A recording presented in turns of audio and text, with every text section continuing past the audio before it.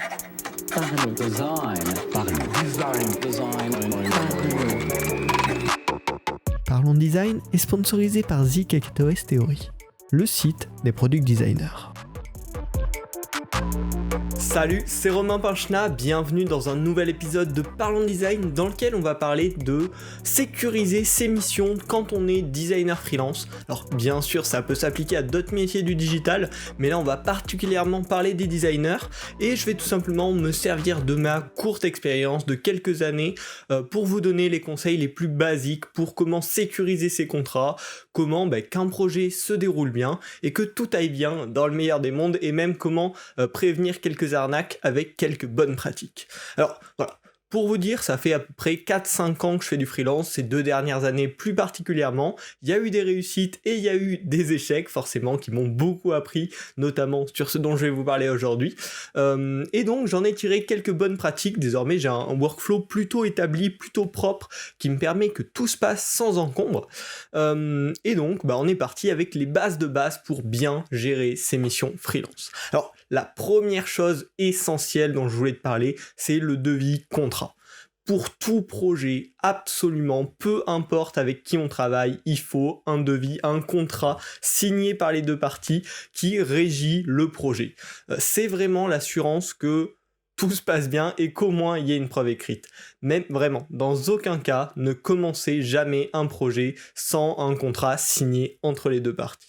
Alors, qu'est-ce qui doit comprendre ce contrat au minimum ? Là, c'est vraiment la base pour un freelance débutant. En général, ça va suffire. La première chose, c'est une partie de définition du projet. Qu'est-ce qu'est le projet, tout simplement ? Quel est le scope du projet ? Sur quelle envergure ça s'étend ? À quel endroit aussi ça s'arrête ? C'est très important de le définir, de dire dans ce projet, dans ce devis, il y a ça et pas plus. Si c'est plus, on changera de devis. Voilà, donc le scope, et enfin potentiellement pour un projet web ou d'application, si c'est un petit peu défini déjà dans l'arborescence, si c'est quelque chose de simple, vous pouvez faire ce qu'on appelle un zoning, c'est-à-dire on va définir très globalement, très rapidement, le but c'est que ça vous prenne pas de temps, les différentes sections, pages du site, en disant à tel endroit il y aura une introduction, à tel endroit il y aura un descriptif des services, à tel endroit il y aura une page service, voilà, quelque chose vraiment de très global, on ne met aucun élément d'interface bien sûr, juste histoire de définir la taille du projet. Et ça peut être bien sur un projet de petite taille où ça demande peu de travail de faire ça, un petit zoning, comme ça le client sait à quoi s'attendre aussi, et ensuite vous pourrez faire votre travail tranquillement, sans stress, sur le scope du projet, vu que tout est défini dès le début. En tout cas, ça c'est vraiment important. La deuxième partie, du coup, ça va être le chiffrage. 2 choses importantes, si vous créez un site web, une application ou autre, ça va être premièrement d'inclure, de présenter au client les frais supplémentaires. Si c'est de l'hébergement pour son site web, on sait qu'il va lui falloir un hébergement, on va lui prévenir de combien ça coûte et du fait que c'est à sa charge. Il ne faut jamais payer d'abonnement pour ses clients. Ça, c'est la raison à peu près qu'il y aura un problème derrière, parce que dans 1, 2, 3 ans, quand il faudra renouveler, il faudra recontacter le client, ça vous prendra du temps, ce sera galère, si ça se trouve il aura des problèmes, il ne voudra pas le payer à ce moment-là. Donc faut bien préciser dès cet endroit du contrat combien les différents services qui seront induits par votre travail lui coûteront et le fait que ce sera à sa charge. Ensuite, un tableau du pricing.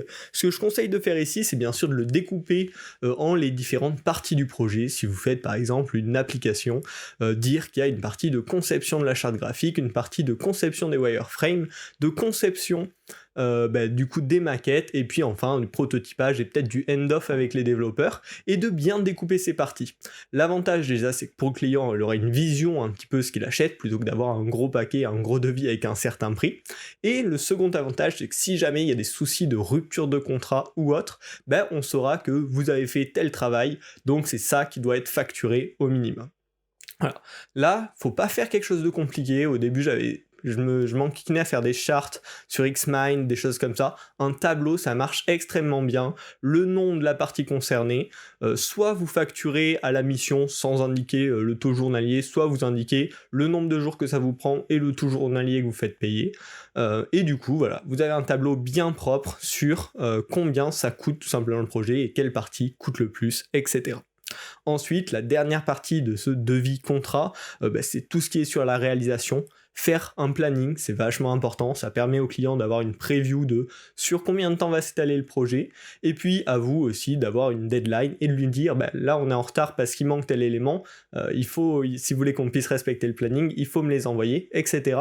Et ce que je conseille de faire sur ce planning, en tout cas moi ce que je fais tout le temps, c'est d'avoir une partie planning freelance, vous, quelles vont être vos missions au fur et à mesure du temps, et une partie planning client.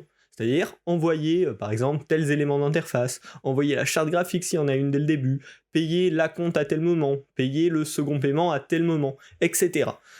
Et l'avantage, c'est que là, on aura une trame claire pour tout le monde, il n'y aura pas de souci de vous m'avez pas dit qu'il y avait tel élément, tout est marqué dans le planning. Si le client doit vous envoyer tel élément pour que vous puissiez passer à l'étape suivante, c'est inscrit dans le planning dès le début et il faudra qu'il le fasse, sinon vous pourrez lui dire c'était écrit dans le contrat, donc c'est pas de ma faute. Voilà. Et ensuite, forcément, pour terminer ce contrat, ce que je vous conseille, c'est de rajouter quelques clauses. On va en parler ensuite, il y en a quelques-unes qui sont vachement utiles. En cas de souci, comment elles sont gérées. Voilà, notez quelques clauses comme ça. Et puis enfin, bien sûr, une partie signature avec les deux parties, la date, etc. Pour que tout simplement le contrat puisse être signé et ensuite archivé proprement. Voilà. Ça, c'est vraiment les sections minimum que je vous conseille dans un contrat en tant que freelance. Moi, c'est maintenant que j'ai toutes ces sections, globalement, ça marche bien. Le client a toutes les infos qu'il lui faut, en tout cas sur des projets normaux, et moi aussi, on a un élément de référence, un cadre, et c'est vachement bien comme ça. Alors, 2 petites astuces d'ailleurs par rapport à ce contrat. Le premier, c'est de toujours faire payer un acompte. Vous pouvez le mettre dans le planning et vous l'écrivez. Un acompte d'environ 30% en général, même avant le début du projet. Alors pourquoi faire ça, surtout avec des petits moyens clients? C'est parce que ça va leur faire un engagement financier sur le projet. S'ils ont déjà payé 30% du projet, après ils se sentiront plus obligés bien sûr de vous répondre, d'être actifs dans le projet et puis de pas le lâcher surtout en plein milieu. Le risque à ne pas faire payer d'acompte, c'est que le client ne s'intéresse pas au projet qui vous a demandé, qu'il ne réponde plus et qu'il ne finisse jamais par payer. Donc toujours faire payer un acompte au début. 30%, c'est une valeur qui est en général raisonnable. Après ça va bien sûr dépendre de la taille du projet, mais ne négligez pas ça. La plupart des clients sérieux comprendront tout à fait, ils ne poseront aucune question là-dessus. C'est normal, vous vous engagez à faire du travail pour lui, à lui consacrer du temps. Vous lui avez déjà consacré du temps en créant un devis, en prenant ses premiers besoins. Donc faites payer un acompte, ça assure que le projet se déroulera au mieux. Et si le client refuse, c'est une alerte, un signe qu'il faut se méfier et que la relation risque d'être compliquée. La deuxième astuce, qui est même pas une astuce, mais que je préfère toujours répéter, surtout pour des débutants en freelance, c'est faites toujours signer votre contrat des deux côtés, des deux parties proprement, et gardez au moins vous une copie, le client une copie, dans l'idéal bien évidemment, mais gardez toujours une copie, archivez bien ça vous servira de preuve par la suite si jamais il y a des soucis. Je vous avais parlé de quelques clauses à intégrer dans le contrat, alors j'en ai noté quelques-unes, moi, qui me semblent essentielles pour assurer vos arrières, on va dire. Alors, la première, c'est en ce qui concerne l'extension du périmètre. Si le projet est finalement beaucoup plus gros que prévu, ou même plus gros que prévu, mais que ça rajoute 10% de travail, il faut noter dans les clauses que si le projet est redéfini, s'il est étendu, ça donnera lieu à une révision du devis. Comme ça assure que si le client vous demande des choses en plus, vous pouvez lui dire, je vous avais prévenu, c'était écrit là, vous comprenez. Bien évidemment qu'ils comprennent en général, plus de travail, donc va falloir soit refaire un devis complémentaire pour faire cette extension, soit on va revoir ce devis-là pour y ajouter ce que vous me demandez de faire en plus. Le second, c'est par rapport au retard de réponse du client. Je vous en ai parlé, c'est un problème qui peut être récurrent, surtout pour les jeunes freelances, les clients qui disparaissent un petit peu, qui mettent longtemps à répondre. Moi, ce que j'aimerais ajouter dans mon contrat, pareil, c'est une clause qui indique que, en cas de retard de réponse du client sur des éléments qui devaient me livrer comme indiqué dans le planning par exemple, je ne peux pas en être tenu responsable, et même pire, si c'est répété, si ça devient excessif, que je peux mettre fin au contrat. Légalement, ça a évidemment pas énormément de valeur, mais par contre, quand vous serez en train de négocier avec un client difficile, bien sûr que ça aura de l'impact, si vous pouvez lui dire, c'est écrit dans le contrat qu'on a signé, donc il faut agir. Également, pareil sur les annulations de rendez-vous trop fréquents, pour vous c'est une perte de temps, ça vous désorganise, voilà. Donc indiquez que s'il y a pareil des annulations de rendez-vous trop fréquentes, moins de 24 heures par exemple avant le rendez-vous, vous le facturez de manière complémentaire. Ça permet pareil d'avoir un moyen de pression en cas de souci. Et ensuite, j'ai 2 dernières petites clauses à vous conseiller avant qu'on passe à des trucs plus sympas, l'organisation et la gestion du projet notamment. C'est en cas de retard de paiement, indiquer que si par exemple il y a plus de 2 semaines de retard de paiement, il y aura une majoration de 8% sur la facture en question. Alors pareil, ça va être difficile à appliquer, mais ça fera un moyen de pression. Le but c'est pas de l'appliquer, c'est juste que si le client met beaucoup de temps à payer, lui dire je vous rappelle qu'il y avait cette clause, bien sûr je vais pas vous enquiquiner avec ça immédiatement, mais il faudrait me payer dans les temps avant qu'on arrive dans des cas un petit peu plus difficiles. Et enfin, pareil, indiquer des clauses de rupture de contrat. Je vous ai parlé de réponses retardées excessivement par le client ou autre. Ne pas hésiter à mettre ça, retard excessif du client, non-paiement, extension abusive du périmètre du projet, et pour pouvoir avoir une porte de sortie. Légalement, normalement, ça a une petite place, mais c'est surtout dans la négociation avec les clients que ce sera plus facile si tout est noté dans le contrat qui est assigné. Bon, j'arrête de vous enquiquiner avec ce fameux contrat, mais c'est vraiment important, blindez-le, en tout cas faites au moins ce minimum-là, ça vous permettra d'avoir de la matière pour vous défendre s'il y a des négociations avec le client, s'il n'est pas forcément évident, et d'avoir quand même une pièce de preuve comme quoi il a bien signé, il a bien accepté de travailler avec vous pour ce projet, qu'il a pris ses engagements, et donc qu'il va falloir le faire. On va donc pouvoir parler à l'organisation et à la gestion de projet. Un premier conseil, c'est de choisir ses clients, même quand on débute. Moi, c'est une erreur que j'ai fait un petit peu au début. Bien sûr, quand tu débutes, tu vas avoir plein de clients, et pourtant, il y en a, tu sais que ça va pas bien se passer. Pour de multiples raisons, en général, le feeling est quand même très fort quand tu sais que ça va mal se passer. Donc, il ne faut pas hésiter, si on sent le projet foireux, à dire non, même si on débute. Mieux vaut justement commencer avec des bons clients, on va dire, avec des gens où il y a un minimum de feeling, un minimum de confiance. Ça vous donnera de la confiance pour la suite, ce sera meilleur pour tout le monde, parce que passer, quand on est débutant, des mois à courir après un client pour un projet qui vous rapportera pas beaucoup d'argent, c'est évidemment une mauvaise idée. Par contre, le deuxième conseil, on va revenir dans des choses plus positives, c'est quand vous avez un client qui va vous demander de faire quelque chose pour lui, ne pas hésiter, surtout en tant que designer, à prendre du recul sur le problème.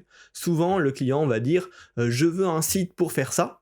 Là, vous pouvez prendre du recul pour voir est-ce que c'est vraiment un site dont il a besoin. Ou s'il vous dit j'ai besoin d'un chatbot sur telle plateforme, prendre du recul pour dire est-ce que c'est la bonne plateforme pour lancer votre chatbot. Alors, ça ne va pas se faire à chaque fois, mais des fois ça peut être même du bon conseil pour le client, qui lui, est parti dans sa direction sans forcément analyser d'autres pistes, et vous allez tout simplement pouvoir lui proposer en complément dans le devis, un devis qui répond juste à sa demande, mais potentiellement un devis qui comprend par exemple une étape de review des différentes plateformes de chatbot. Ça peut être intéressant pour vous parce que ça va vous permettre d'avoir une overview et savoir vraiment si vous avez fait le bon choix. Pour le client, parce qu'il sera absolument conscient de la décision qu'il vient de faire, j'ai choisi telle plateforme parce que j'avais tous les éléments, et donc des fois ça va être bénéfique pour tout le monde. Pour le client, il aura des infos en plus, il aura un choix mieux fait, et pour vous, parce que vous aurez fait une mission en plus, vous aurez gagné un petit peu plus d'argent. Donc vraiment, c'est quelque chose que je vous conseille de faire. Si vous sentez que le client ne part pas dans la bonne direction, lui proposer une première prémission ou un devis qui comprend une analyse des besoins pour vérifier s'il veut vraiment partir dans la bonne direction. Et ça, il ne faut pas hésiter à le faire, même quand on est débutant. Ça permet aussi de se placer un petit peu en tant qu'expert. Je vois que vous voulez faire ça, mais peut-être qu'on peut faire ça d'une meilleure manière. Regardez ce que je vous propose. Et donc, il ne faut surtout pas hésiter à faire ce type de proposition à des clients. Ils en seront en général très contents, et au pire ils refuseront et vous ferez la première mission. Ce ne sera pas du tout un souci. Là, on va rentrer plus dans la partie valorisation du travail, le pricing du temps ou du projet. C'est quelque chose qui est vraiment difficile quand on débute. Faut vraiment faire attention de ne pas se placer trop bas. Pourquoi? 2 raisons toutes simples. Le respect de votre expertise. Si vous faites payer que dalle, les gens ne vont pas vous prendre pour un expert, pour quelqu'un qui s'y connaît, et vous respecteront probablement moins dans votre travail, et également pour la qualité du client. Un client qui n'est pas prêt à vous payer très cher, c'est probablement un mauvais client, donc mieux vaut hésiter. Bien sûr, je comprends tout à fait quand on débute faire des projets gratuits pour ses amis, pour sa famille, ça peut être ok, mais pour un client qu'on ne connaît pas, surtout pas, surtout pas, surtout pas. Donc voilà, faites-vous respecter. Un minimum que je vous conseille, c'est très dur, ça, hein. Même moi j'ai du mal, mais même quand on débute 140 € par jour, ça me paraît un grand minimum. C'est toujours dur de se placer, et on peut bien sûr se placer très rapidement, beaucoup plus haut que 140 € par jour quand on est designer freelance, mais c'est vraiment un grand minimum si vous commencez que je vous recommande d'appliquer. Le deuxième conseil pour faire toujours une fois valoriser votre travail, c'est d'avoir un devis, une facture propre, tous les éléments que vous allez pouvoir envoyer au client, les brander avec votre personnalité à vous. Vous êtes designer, donc ce sera encore une fois l'occasion d'affirmer votre personnalité, votre qualité en tant que designer et votre professionnalisme, donc n'hésitez pas à faire ça. Moi j'ai fait ça en soi où j'avais un petit peu de temps, du coup maintenant j'ai tout un ensemble portfolio, devis, facture qui est bien propre, bien cohérent. Et ça, c'est toujours bien pour le client, ça le rassurera, il sera un petit peu plus content de vous payer à la fin de votre mission si tout est bien fait. Et enfin, pareil, dans le thème de la valorisation du travail, faut savoir dire non. Si un client, même très gentil, vous demande toujours un petit peu plus d'étendre son projet ou revient quelques mois après en vous disant « Ah, est-ce que tu peux pas me rajouter ça ?» Si c'est plus de 10 minutes, dites non. Enfin, non, je peux vous le facturer, mais je peux pas le faire gratuitement. Ça, c'est tout simplement un respect de votre temps de travail. C'est pas parce que vous avez travaillé il y a 2 mois pour un client et qui veut étendre son site en rajoutant une page que vous pouvez lui faire gratos. Ça vous demande du temps, ça vous demande de trouver un espace dans votre planning, donc facturez-le, et en général, pareil, les clients comprendront tout à fait, surtout si vous le dites de manière très polie, très courtoise, il n'y aura jamais de souci, et vous pouvez garder des bonnes relations avec des clients à qui vous avez dit non, parce qu'ils vous demandaient de faire quelque chose en plus, gratuit. Après, bien sûr, c'est à vous d'estimer, est-ce que c'est un tout petit travail que je peux faire rapidement, il sera content, et ça pourra me rapporter de nouvelles missions par la suite, ou est-ce que c'est un petit peu trop gros, et je veux bien lui faire, mais par contre, il faut le facturer, parce que c'est une mission comme une autre. Enfin, j'espère que toutes ces astuces vous auront aidé. On a une dernière partie sur les arnaques, les mauvais plans. Ça, c'est toujours difficile. Mais je te propose en tout cas quelques techniques qui vont te permettre déjà d'écrémer toutes les arnaques, tous les trucs un petit peu étranges. Le premier, c'est toujours avoir un contact téléphonique, voire en visio dans l'idéal, avec le client. On ne fait jamais de projet pour des clients qu'on a eu que par mail. S'il ne répond pas au téléphone, si on n'arrive pas à l'avoir en visio, c'est pas la peine, c'est un projet foireux, ça va direct à la poubelle, donc vraiment grand minimum tout le temps. Pareil, je vous avais parlé de l'acompte tout à l'heure, quelqu'un que vous ne connaissez pas et qui ne veut pas payer d'acompte, c'est mort, ne lancez pas un projet avec lui. S'il n'est pas prêt à mettre 100, 200, 300 € et qui vous fait pas confiance pour commencer ce projet-là, probablement que le projet va très mal se passer derrière. Et enfin, quelques arnaques courantes à repérer de loin. Si c'est beaucoup trop beau, c'est probablement très foireux, donc on évite. Si les clients veulent vous payer avec des moyens de paiement un petit peu étranges, on se méfie, on évite, on leur redirige vers des virements bancaires, un PayPal, à la limite des chèques, mais pareil, les chèques, faut faire gaffe que ce soit pas soit des chèques en bois ou des faux chèques, donc on se méfie. Moi, personnellement, je privilégie les virements ou PayPal. Comme ça, c'est des moyens un petit peu plus sûrs, un petit peu plus tracés aussi, qui peuvent pas, entre guillemets, s'auto-détruire ou disparaître. Donc on fait gaffe et on redirige vers des moyens de paiement classiques auxquels on a confiance. Et enfin, l'arnaque qui devient, j'ai l'impression, un petit peu plus classique, c'est la deuxième fois que j'en entends parler là dans les derniers mois, c'est des faux clients plus ou moins qui vont vous dire « Ah mince, désolé, je vous ai envoyé 3000 € au lieu de 1000 €, est-ce que vous pouvez me renvoyer ce que vous m'avez envoyé en trop ?» Ne surtout pas faire ça, dans 99% des cas, c'est une arnaque, donc ne jamais renvoyer d'argent à un client qui vous aurait soi-disant envoyé trop d'argent, ou en tout cas attendre bien le dernier moment, d'être sûr que vous avez bien l'argent sur votre compte, vérifier avec votre banquier, être sûr que c'est un client de confiance, mais faites gaffe à ces types d'arnaques-là, c'est vraiment le moyen d'être dégoûté rapidement de la freelance, donc faites extrêmement gaffe. Voilà. En conclusion, j'espère que ce podcast vous aura apporté des petites astuces complémentaires, vous aura rassuré si vous essayez de vous lancer en freelance, qui c'est quelque chose qui fait forcément un petit peu peur au début, qui est un petit peu effrayant, il y a beaucoup de pièges un petit peu partout, mais normalement avec ce petit set d'astuces et de bonnes pratiques, vous devriez vous en sortir, ayez confiance en vous, affirmez votre expertise, c'est toujours dur quand on commence, mais il faut savoir dire, je suis designer, j'ai été formé pour ça, je vous conseille ça pour telle raison, voilà. N'hésitez pas à affirmer que c'est vous le designer, en restant bien évidemment courtois avec les clients tout le temps. Si vous voulez des vraies discussions design, des vrais podcasts sur vraiment le sujet même du design, je vous invite à vous abonner à Parlons Design, on en parle toutes les semaines. Là c'était spécial, freelance aujourd'hui, mais en général c'est plus sur des méthodes, des outils, des idées autour du design d'interface. Donc n'hésitez pas à vous abonner et on se retrouve très vite la semaine prochaine pour un nouveau podcast. Salut. Parlons design. Parlons design. Parlons design.